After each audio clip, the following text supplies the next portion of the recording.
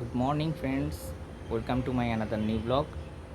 আজকের ব্লগটা আমার কাছে একটু স্পেশাল, কারণ দীর্ঘ 13 থেকে 14 দিন টানা কাজ করার পর আজ আমার নিজের হাতে আঁকা একটা পেন্টিং কমপ্লিট হলো এবং এই পেন্টিংটা আজ আমি ইভিনিংয়ে ডেলিভারি দেব।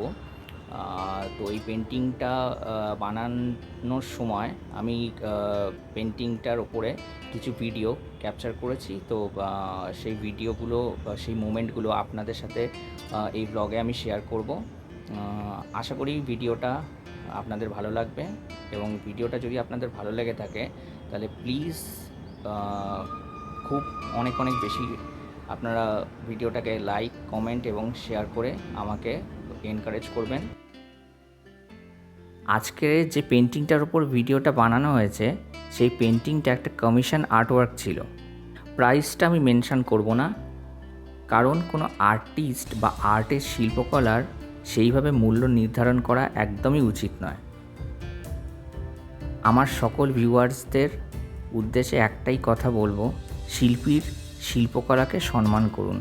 যে কোনো শিল্পই হোক না কেন, তার কাজকে যোগ্য সম্মান দিন। এতগুলো কথা বলার জন্যে মাফ চাইছি। আমার কথা যদি কারোর খারাপ লেগে থাকে প্লিজ ক্ষমা করে দেবেন। এই পেন্টিংটা বানানোর পুরো প্রসেসটা আপনাদের সামনে ভিডিওতে তুলে ধরার চেষ্টা করব। স্কেচ থেকে শুরু করে রং শেষ করা পর্যন্ত পুরোটাই এই ভিডিওতে আপনাদের সামনে তুলে ধরার চেষ্টা করব। ক্যানভাসের ওপর পেন্সিল দিয়ে বুদ্ধদেবের একটি পেন্সিল স্কেচ প্রথমে বানিয়ে নিলাম, কিন্তু তারও আগে ক্যানভাসের ওপর জেসোর একটা মোটা কোটিং ভালো করে দিয়ে নিয়েছিলাম। স্কেচ কমপ্লিট, কোটিং কমপ্লিট, এবার ক্যানভাস পুরোপুরি রেডি। এবার ক্যানভাসের উপর ঢেলে কালার চালানোর পালা। ঢেলে কালার চালানো মানে কৌটো উল্টে ঢেলে দেওয়া তা না বলছি না, মানে মন খুলে আপনার যা যেরকম ইচ্ছে সেরকমভাবে কালার চালান। ব্যাকগ্রাউন্ডে সুন্দর একটা টেক্সচার দেখানোর জন্যে আমি স্প্যাচুলা বা পেন্টিং নাইফ ইউজ করেছি। কিছু কিছু জায়গায় কাজটাকে আরও রিয়েলিস্টিক, প্রাণবন্ত করে তোলার জন্যে বুদ্ধদেবের গায়ের যে বসন বা যে কাপড়টা রয়েছে সেটা আমি হাতের আঙুল দিয়ে কালারটা করেছি।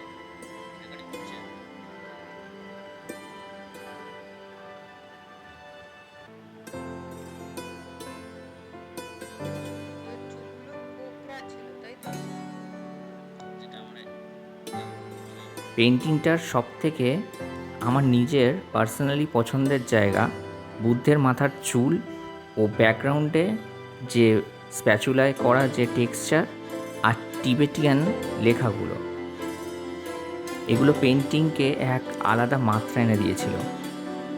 এই পেন্টিংটার সাথে থাম্বনেইলে তোলা বুদ্ধদেবের এই ছবিটা একটু ডিফারেন্ট আপনারা লক্ষ্য করলে দেখতে পাবেন।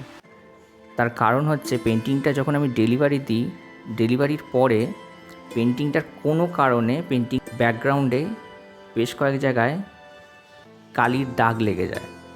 তো সেই কারণে উনি এইটা রিকভার করার জন্যে আবার আমার হাতে পেন্টিংটা ফেরত দেন এবং বলেন যে ওটা কাইন্ডলি যেন আমি ঠিক করে দিই। তো সেই কারণে ওখানে নতুন করে আবার ব্যাকগ্রাউন্ডে কালার চালিয়ে বেশ কিছু টেক্সচার এবং টিবেটিয়ান লেখা কিছু আরও বেশি অ্যাড করে সেই জিনিসটা রিকভার করার আমি চেষ্টা করি। পেন্টিংটার ব্যাকগ্রাউন্ড এবং থাম্বনেইলের ব্যাকগ্রাউন্ডের এটাই ডিফারেন্ট হওয়ার কারণ। তো আশা করি আপনাদের ডাউটটা ক্লিয়ার করতে পেরেছি। হ্যাঁ,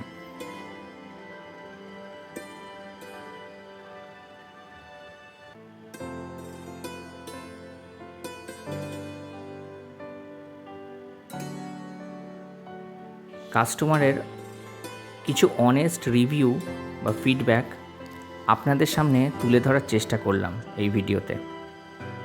তারা পেন্টিংটা পেয়ে কত খুশি হয়েছিল সেটা হয়তো আমি বোঝাতে পারছি না, তবুও ভিডিওটা দেখে কিছুটা হয়তো আপনারা আন্দাজ করতে পারবেন। তাদের হাতে নিজের শিল্পকলার এই ছোট্ট একটা প্রচেষ্টা তুলে দিতে পেরে আমি সেদিন খুব খুশি হয়েছি।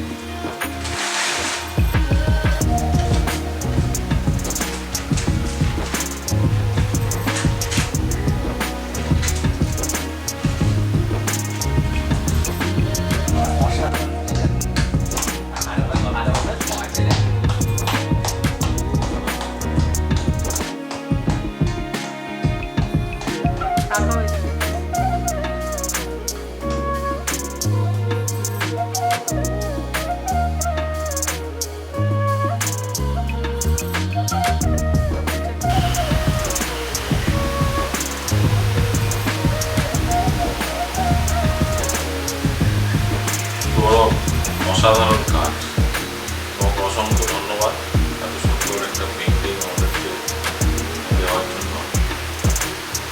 আশা করি এরকম ভালো কাজ তুমি আরও করবে এবং সবাইকে অনুরোধ করবো গৌরবের কাছ থেকে এরকম কাজ যেন তারা নেয়, সংগ্রহ করে। অসাধারণ, বড় এভাবে এগিয়ে যাও। আজ এই পর্যন্তই। ভিডিওটা যদি আপনাদের ভালো লেগে থাকে কাইন্ডলি লাইক, কমেন্ট আর শেয়ার করে আমাকে এনকারেজ করবেন।